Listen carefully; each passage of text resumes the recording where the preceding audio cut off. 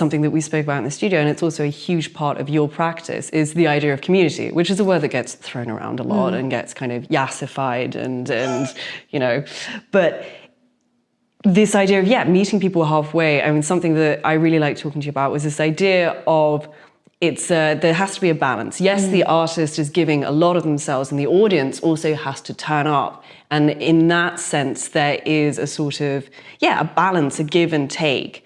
And you, for example, you make cookies for your shows. You make these glorious, patches. I've got one on my fetch bag. There's this kind of like entanglement where you're not just expecting, the artist is not just expected to have made the work and then kind of give up. There's still this give and take between the audience and the artist. And then there's also this idea of, putting love into the work because you respect your audience and you respect this idea of people coming together. And you introduced me to a term I really love, which is community. Inconvenience is the price of community. I was just about to say that. Yeah, which I love so much. Yeah. I'd love for you to talk a little bit on that and kind of how that influences your practice. Well, my materials come from my community. Of course, absolutely. You know what? I think it's a few things. It's like I found school really difficult, not elementary, but I never sort of fit in at different points. And maybe that, I hope this isn't the only reason, but I really value my friendships and my relationships in the ecosystem of art, or just generally, because I am fully aware that nothing I do can happen without them. I also feel like making cookies, you know what, it's also that, like, we talk a lot about, the artist exposing themselves and making this work. And that's not to say that's not true, because the act of exhibiting is quite, it means you have to bear yourself in some ways. But I'm also asking you to show up in Wandsworth, having lived in central London. Like, I'm asking a lot of people, even if the show was around the corner, I'm asking you to give me time. And time is a commodity, especially in this industry. Like, I work a lot, and I think doing those little things, if I want a community of people that are supportive of my work and I can be supportive of theirs, it involves giving back. Even when I'm teaching, I care so much about the students I work with, because I feel like the only way we can cultivate community or kindness within this industry is by extending a hand to the people that are before us. And horizontal networking, and not as in sleeping with people, but as in that does work too. I will say that. As reaching across your community of people and pulling together. I got contacted about a show a few weeks ago that I really don't have time for, but the woman who asked me to do it used to be a teaching assistant on my course. Wow, and gorgeous. I will do it because I have so much respect for her. And I think that's what community is. And it is also the cookies. It's also giving people these little tokens that, I know you can't afford the work, I want you to be a part of its narrative. Or I appreciate that you come without fail, or that my partner's parents come to every show I do. That's so nice.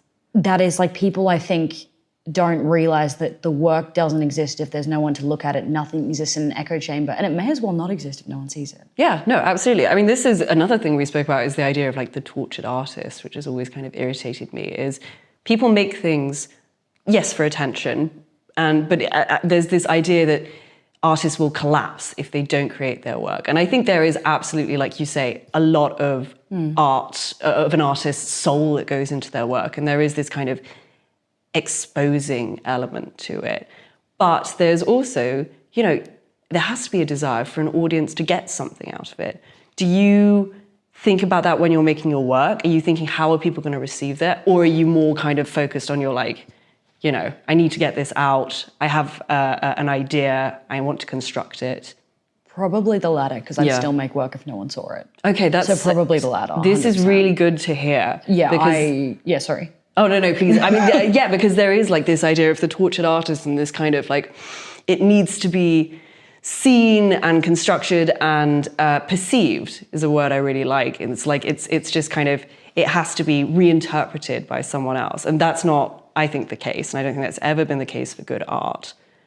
I think I feel like I have to make work, but I also resent the idea of the tortured artist, because I also think, and to be honest, I think it perpetuates ideas of not seeking therapy when people need it. Absolutely, it's really common. absolutely. I know a lot of artists that genuinely, in this day and age, think that attending therapy will ruin their work. And that's actually why I resent the idea of tortured artists, because mental health as an epidemic is really common amongst artists and creatives, because I think that just seems to be part and parcel. But I also don't think it means we make good work. I mean, I think it means we're a little bit mentally ill, really. Yes. Yeah. I also, I have to make the work. I've felt like this my entire life. I've been making things since I was very little. Like, I used to make these cardboard boats and paddle around my pool in them. I was about 13. And I didn't know what that would be. I thought it meant that I'd be some kind of inventor. But I've kind of fashioned that job for myself now.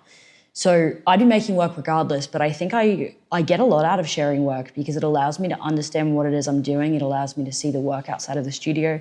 Exhibition making doesn't appeal to all artists either. Like, I spoke to someone yesterday about this, and it's just not a point of interest for them. Yeah, the sort of curation aspect. Yeah, completely. No, of course. I mean, that also, I think, this idea of mental health, I think it also perpetuates the idea that you can't take joy out of creating. And that's should be fun. That's a very late capitalist idea, right? That if you're not having, If you're generating wealth, it must be in it. Yes, exactly. But why can't it be fun? No, exactly. You potentially went to art school, spent all that money, gotten all that debt, and now you want to be miserable? Like, come on. You could have done anything else, and you were picking to just feel sad. I'm not saying people choose to be sad, but I mean, you should enjoy the act of making because it's a privilege. It is a complete privilege. Like, I am the only person in my family who gets to do anything like this. It's so silly. Like, I'm very serious about it. Like, I get to make all this fun stuff and I love it. But I feel like it's a bit like cooking. You feel the love in things, and I love my work. Yeah. Not because I think it's great. Sometimes I'm like, that's really good. But I love that I get to make stuff with my hands. Yeah. It makes me feel, especially having ADHD, it's the only time where I don't have to consciously doctor the way I behave. And that is so freeing. And again, this idea of, like you say, of creating, of craftsmanship, like having the ability to divorce that from what we now view as like, if you make necklaces, you should sell them on Etsy. If you make art, yes, you should make money from it. But it's like, it's kind of impossible in the late capitalist system to view the act of creating as anything other than, as you say, like the generation of wealth. Well, this is an act of resistance. Yeah, I like Joy that. is an act of resistance. Yeah. People are miserable. Bex Wade talks about this as well, and their photography it's all about this kind of, you get to be happy. If you're happy, you spend a lot less money. This is like a universally known fact. If you're doing well, you're not going to go, oh, I can treat myself. I'll go and get Botox, I'll go and buy, I'll go gambling, I'll go and buy, an extra handbag to make me feel better.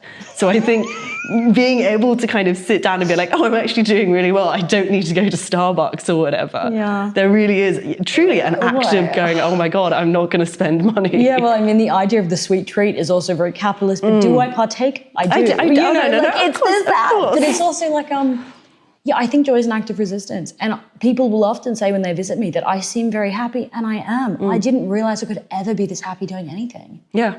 And I often say to my partner, if I ever forget it, give me a silly little slap. I don't want to perpetuate those problems. It's like, if I can ever afford to, I can't see why, but if I was hiring someone, I only want to pay someone so well that they have time for their own joy. Oh God, absolutely. I want to cultivate good environments. I want people to realize that it should be filled with joy and that it can be, and you can make serious work while enjoying it.